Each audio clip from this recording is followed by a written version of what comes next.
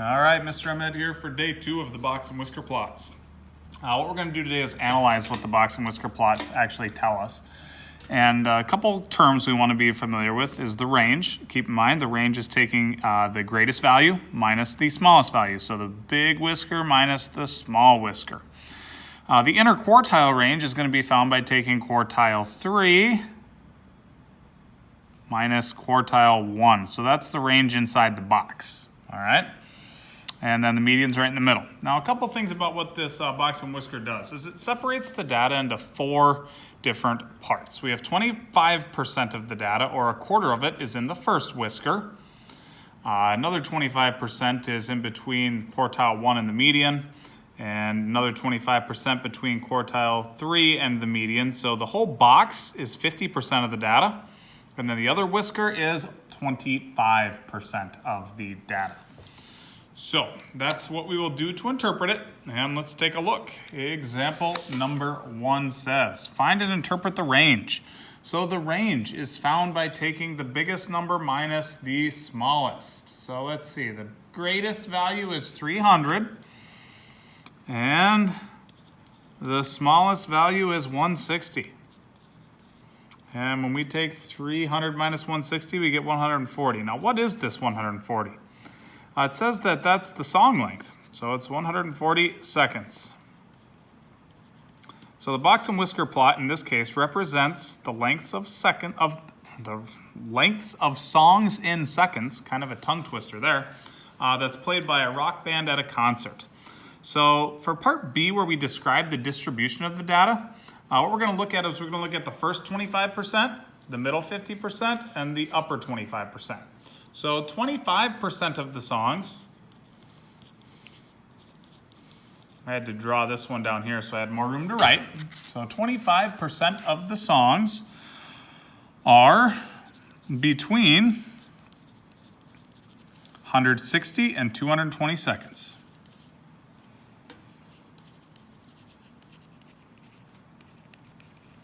Then we'll look at the box. 50%. The whole box are between 220 and 280.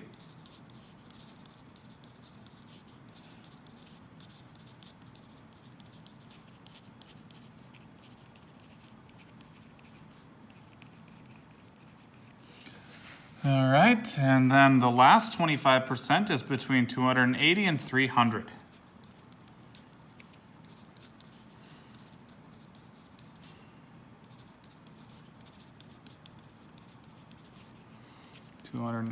and 300 seconds. All right, next step, find and interpret the interquartile range of the data. So we kind of already interpreted that by saying that 50% of the songs are going to be in between there. So the interquartile range is quartile 3, Q3 minus quartile 1, so 280, minus 220. Is equal to 60 seconds. All right, and finally, is the data more spread out between quartile 1 or quartile 3? Well, let's see here. Below quartile 1 or above quartile 3. So below quartile 1 is the first whisker. Above quartile 3 is the other whisker. I'd say that the first whisker is longer, so more of the data is spread out below quartile 1. Quartile 1, the whisker is much longer. So there's more data spread out here. All right, next page. Next thing we're going to do is talk about our skewed data again. And for us to determine the shapes of the box and whisker plots, the shape of the distribution is really going to kind of be pretty straightforward on this. If whichever whisker is longer is the way that the data is skewed. So in this case, the left whisker is longer, so it's skewed to the left. If the whiskers are the same length, it is symmetric. The data is skewed right if the right whisker is longer. So you really just got to take a look at these. Pretty straightforward, though. It's not as bad as when we were looking at the graphs.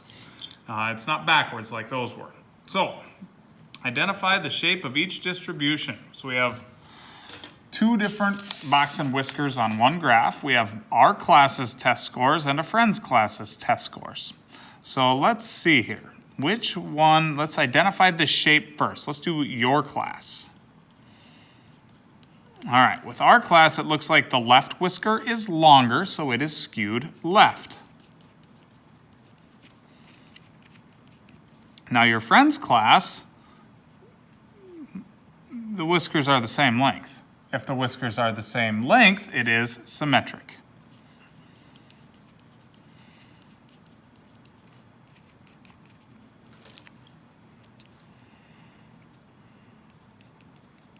All right, which test scores are more spread out? Well, let's see, which one's longer? Your friend's class, the range is bigger than yours, so that's more spread out. And the interquartile range of your friend class is also bigger, so definitely your friend's class is more spread out. Our explanation is the range is bigger and interquartile range is bigger. So it's more spread out. So that's all we have for today. When you're kind of working on this assignment, it'd be helpful to look at your notes just so you can see skewed left, symmetric, skewed right. Got to look at the whiskers. Have a good day.